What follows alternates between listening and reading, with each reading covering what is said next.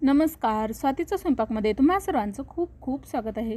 तर आज आपण तुरीच्या शेंगापासून एकदम मस्त अशी रेसिपी बनवणार आहोत।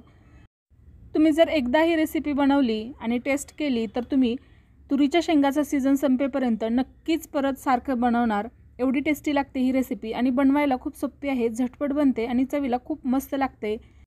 एकाऐवजी दोन भाकरी नक्कीच खाल इतकी टेस्टी ही रेसिपी लागते। चला तर रेसिपीला सुरुवात करूया। तर इथं मी तुरीच्या शेंगा घेतलेल्या आहेत। तर ह्या गावाकडून तुरीच्या शेंगा आणलेल्या आहेत मी। मागच्या व्हिडिओमध्ये तुम्हाला दाखवलं उकडलेल्या शेंगा, तर तेव्हाच मी तुरीच्या शेंगा घेऊन आले होते। आता त्या अशा पद्धतीने सोलून घ्यायच्या आहेत। याचं बी छान असं बाजूला काढून घ्यायचं आहे शेंगातून आणि स्वच्छ धुवून घ्यायचे आहेत। तर इथं मी अर्धी वाटी तुरीचे बी घेतलेले आहेत, बघू शकता मस्त असे बिया आहेत। त्या कच्च्याही खूप छान लागतात तुरीच्या शेंगा। आता इथं मी गॅसवरती तवा ठेवलेला आहे, त्यामध्ये थोडंसं तेल सोडून घेतलेलं आहे। 1 ते 1.5 चमचा तेल यामध्ये मी घातलेलं आहे तव्यामध्ये।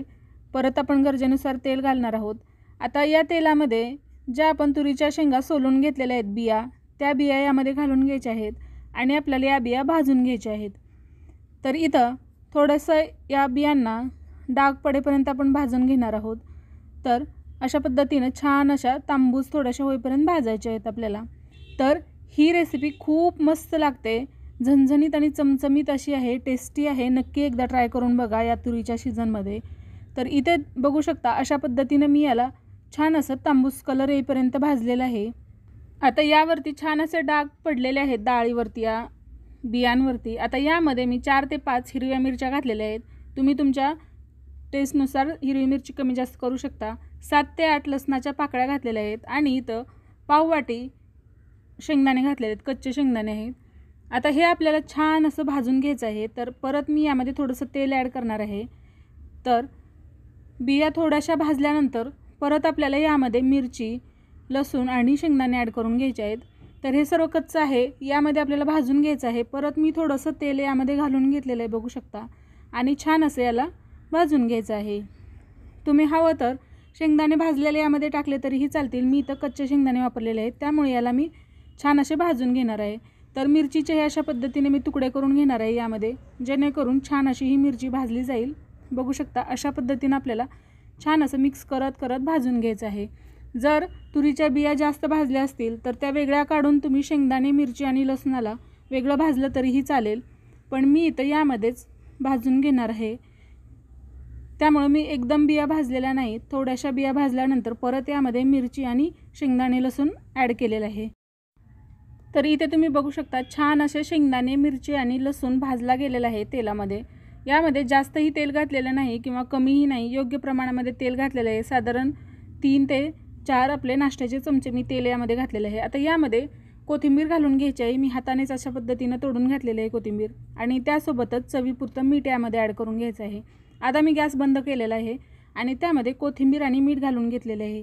आता हे आपल्याला मिक्स करून घ्यायचं आहे आणि एका प्लेटमध्ये काढून थोडंसं थंड करून घ्यायचं आहे, खूप जास्त गरम असल्यामुळं। तर इथे बघा मिक्स करून घेतलेलं आहे व्यवस्थित असं। आता हे आपल्याला एका प्लेटमध्ये काढायचं आहे। तर मी इथं एका प्लेटमध्ये काढून घेते, खूप जास्त गरम आहे। लगेच मिक्सरला फिरवलं तरीही चालेल, पण थोडंसं मी थंड होऊ देणार आहे। तर इथे एका प्लेटमध्ये काढल्यानंतर 5 मिनटं मी असंच ठेवलं होतं। आता त्यानंतर मिक्सरच्या भांड्यात काढून घेऊया आणि याला छान असं बारीक करून घ्यायचं आहे। खूप जास्त पेस्ट नाही बनवायची याची, जराशी भरड करून घ्यायची आहे, ज्यामध्ये आपल्याला तुरीच्या डाळीही छान अशा लागतील। यामध्ये बिया मध्ये मध्ये अशा थोड्याशा जाडसर अशाच वाटून घ्यायच्या आहेत आपल्याला। बघू शकता इथं मी जराशी याची भरड करून घेतलेली आहे। तुम्ही इथे बघू शकता किती मस्त असा हा ठेचा दिसतोय। तर इथं आपला ओल्या तुरीच्या बियांपासून बनवलेला झणझणीत आणि चमचमीत असा ठेचा तयार झालेला आहे। तर हा भाकरीसोबत, चपातीसोबत खूप छान लागतो आणि स्पेशली हा वरण भातासोबत मस्त तोंडी लावायला एकदम परफेक्ट अशी ही डिश आहे। तर या तुरीच्या सीझनमध्ये तुम्ही हा ठेचा नक्की ट्राय करून बघा, तुम्हाला नक्की आवडेल आणि तुम्ही नेहमी खाल सीझन संपेपर्यंत। तर इथं तुम्ही त्याला फोडणीही, तडकाही देऊ शकता। तेलामध्ये थोडीशी जिरी घालून याला मिक्स करायचं आहे आणि लिंबू पिळून खायचं आहे। तर मी इथं असाच सर्व केलेला आहे, खूप मस्त लागतो भाकरीसोबत, चपातीसोबत एकदम टेस्टी लागतो।